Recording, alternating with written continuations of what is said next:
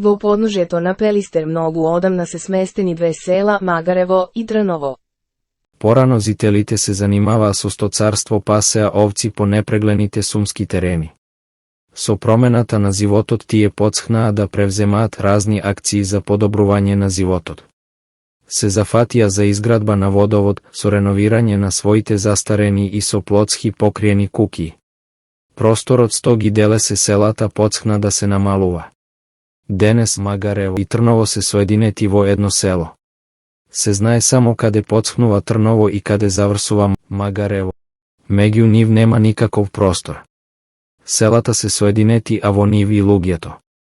Во последно време тие се повеќе заинтересирани за развој на селскиот туризам.